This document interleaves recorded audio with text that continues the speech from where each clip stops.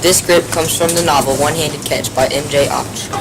It is a story that answers the question, what would it be like to go through life with only one hand? Hey Norm, you gotta see this. Leon had his face pressed up to the screen door of the family meat market. Norm was supposed to be stocking shelves, but he glanced over to see if his dad was watching. Dad was waiting on a customer, so Norm slipped outside. What's the big deal? You'll see. Come over here, behind the garbage cans. Norm followed him. Leon opened a paper bag. Fireworks for tonight, not just sparklers and snappers either. These are the good ones. He held up a cardboard cylinder with a stick coming out of the bottom. Get a load of this. Wow, is that a rocket? The kind that explodes way up in the air? Sure is. I got 3 of them, and a couple of cherry bombs too. If you come over, we can set them off behind the school after it gets dark. Where did you get all these? From my cousin, Bill.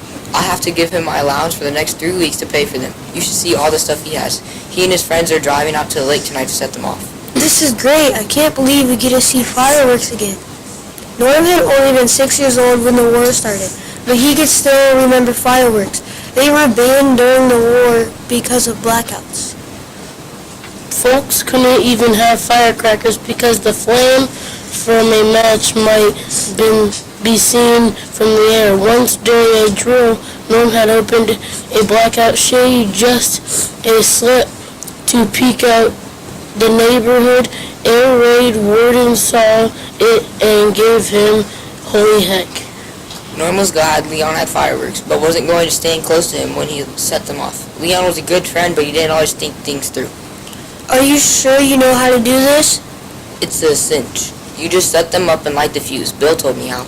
Norm could picture Leon lighting the wrong end of something and blowing them both to smithereens. Maybe we should take this stuff to the lake with your cousin. First off, Bill doesn't want us hanging around because he'll have his girlfriend with him. Besides, my sister would never let me go if she knew they were doing fireworks. Our mom always used to tell us you can blow your hand off with these things. Leon lived with his father and his older sister, Phyllis, who was supposed to keep track of him.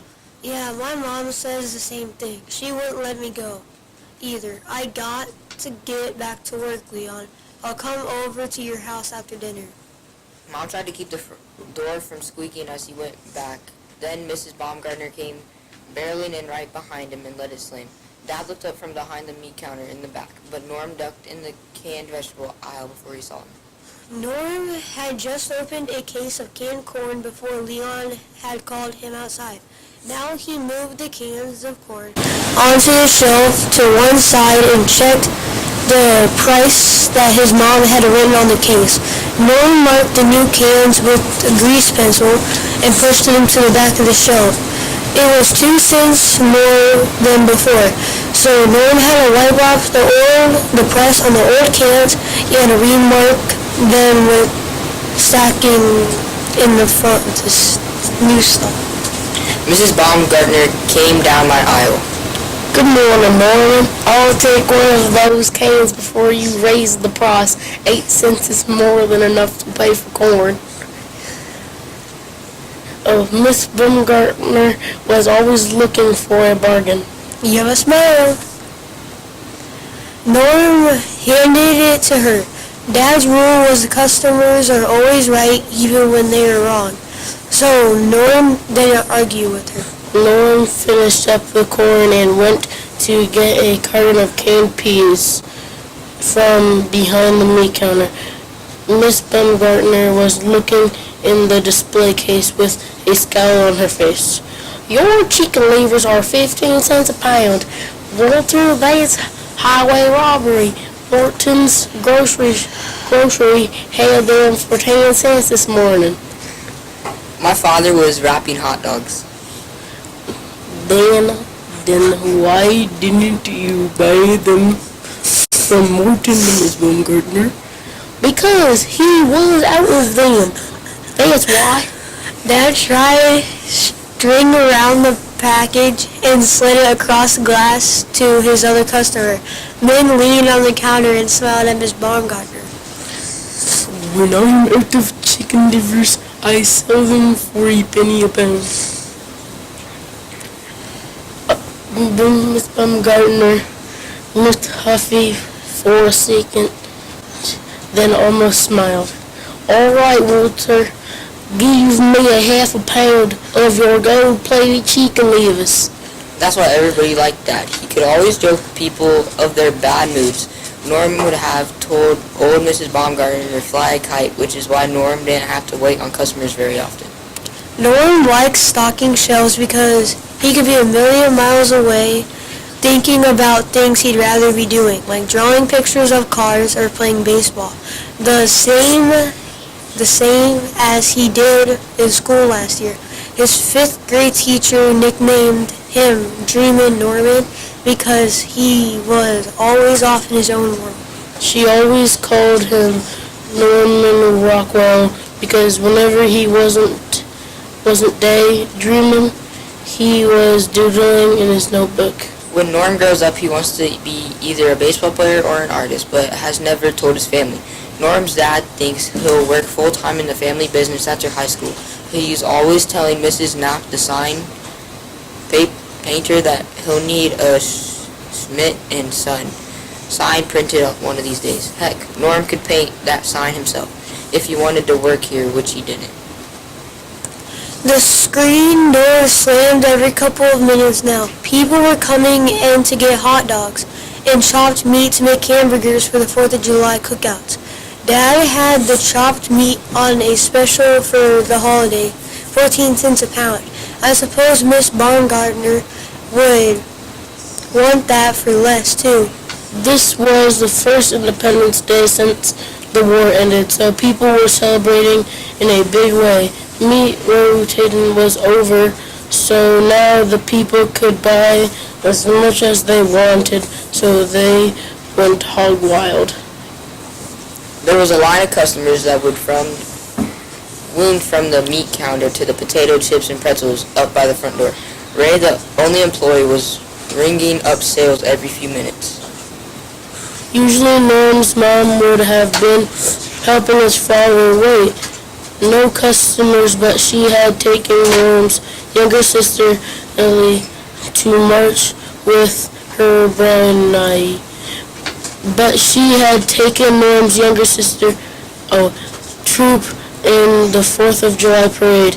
If Norm's dad hadn't needed him in the store, he would have been marching with his Boy Scout troop.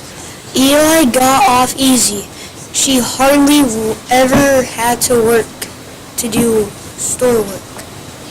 Norm, give me a hand back here.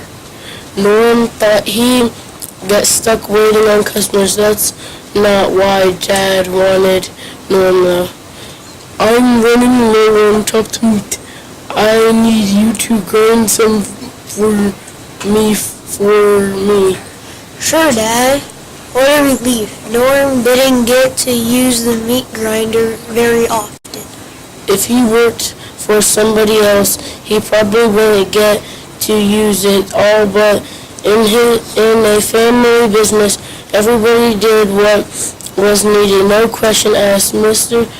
Schmidt had taught Norm how to use the meat grinder when he was 9. Norm's dad brought out a heavy tray of beef chunks and set it on the thick wooden table that had the grinder bolted to it. "Call me as soon as you are done with this, Norm. I need it fast as you can grind it." Norm started the motor, filled the tray on top of the beef, and pushed the pieces over so they fell through the hole in the tray, down in the hopper from their steel and corkscrew, grumbled the meat and moved it through a log tube. At the end, it was sliced by a rotating blade and pushed through a plate that had small holes. Ever since Norm was a little kid, playing in the back room while his parents worked, he liked to watch the meat come out of the grinder. The long, thin ropes of beef looped back and forth over themselves like yarn of Ellie's Raggedy Ann doll. Norm shoved the meat down in the hopper with the wooden plunger, then refilled the tray. Norm didn't mind missing the parade. It looked like rain. Norm hoped it wouldn't rain tonight, though. The fireworks might be hard to light if they get wet. Maybe they just fizzle. Boy, that sure would be disappointing. The grinder motor slowed down, so he poked with the plunger, but it didn't help. Norm could see a piece of gristle that had gotten caught in the corkscrew. He grabbed the end of it and tugged. He must have loosened whatever was caught, because the hunk of gristle suddenly tugged back hard. Norm was not sure when he realized that he couldn't pull his own hand whenever it was too late. Norm didn't know why he didn't flip the switch. He had to guess his brain couldn't believe what was happening. Norm's dad asked him to give him a hand, and that's exactly what he was doing. Norm was fast becoming part of the 14-cent chopped meat special, which he was told was not a big seller for the rest of the day.